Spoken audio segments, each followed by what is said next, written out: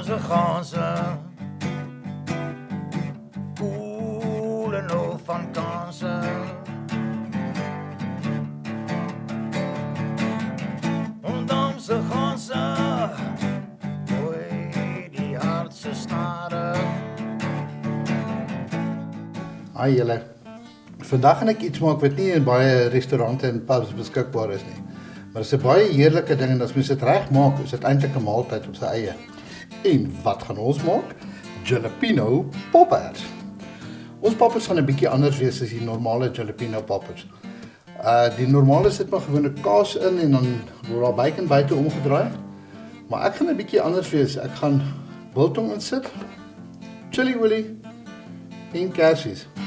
Wat dit 'n baie gebalanseerde geur gaan gee, maar dit gaan baie lekker wees. Goed, so wat ek eers doen is, ek vat die chili, sny dit oop, so iets, rol hom uit, en dan begin ons met ons biltong. Sit heel eers die biltong in, dan sit ons olie in, kersies inpak, sit kaas in, en die kaas maar lekker diep indruk. Ons sit ons dekseltjie op, en ons draai toe met bacon. Maklik so dit. Alsai, dis hoe ons dit doen. Ek gaan nou 'n klomp bou. Kyk of julle dit so vinnig kan bou soos ek.